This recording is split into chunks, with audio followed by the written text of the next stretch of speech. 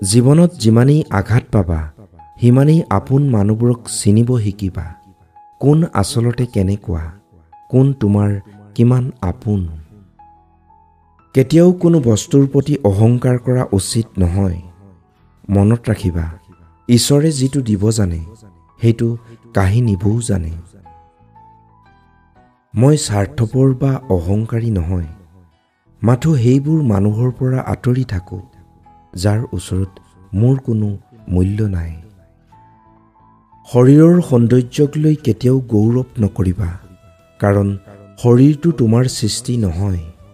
বংশক লৈ কেতিয়াও গৌৰৱ নকৰিবা, কাৰণ বংশ নিৰ্বাচন কৰি তুমি জন্মগ্ৰহণ কৰা নাই।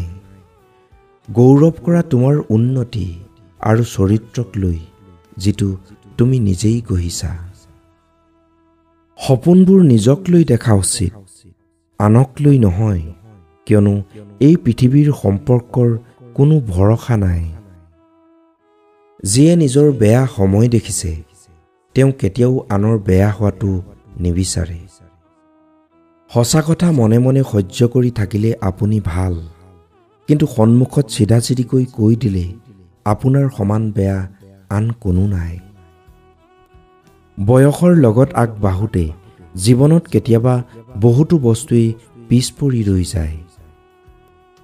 যেতিয়ালৈকে আমি অলপ অলপ বুজিব ধৰোঁ যে জীৱনটোনো কি, তেতিয়ালৈকে আমাৰ জীৱনৰ আধা বয়সেই পাৰ হৈ যায়।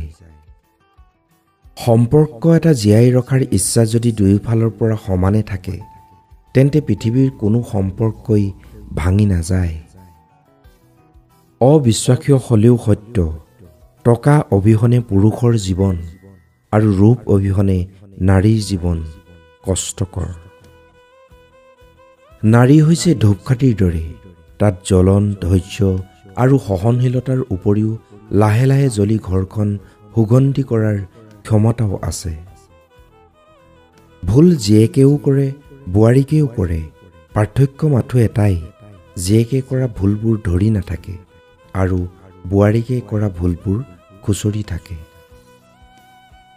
কোনো পুৰুষে যদি কোনো নাৰীক সন্মান দিয়ে, তেন্তে বুজিবা সেই পুৰুষজন কোনো সন্মানীয় নাৰীৰ পুত্ৰ। কিয় জানেনে? এগৰাকী সভ্য মাকেহে তেওঁৰ পুত্ৰক সভ্যতাৰ শিক্ষা দিয়ে। যদি দেউতাৰ জীৱিকাৰ বাবে লজ্জাজনক অনুভৱ কৰা, তেন্তে তোমাৰ জীৱনত শিক্ষাৰ অভাৱ আছে।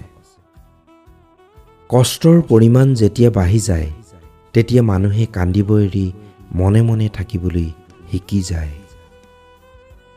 সপোন যিমান ৰঙীন হয়, বাস্তৱ সিমানেই কঠিন হয়। প্ৰথম ভালপোৱা, দ্বিতীয় ভালপোৱা বুলি কোনো কথা নাই। যাক পোৱাৰ পিছত আন কাৰোবাক ভাল পাবলৈ মনে নকয়, সেয়াই ভালপোৱা।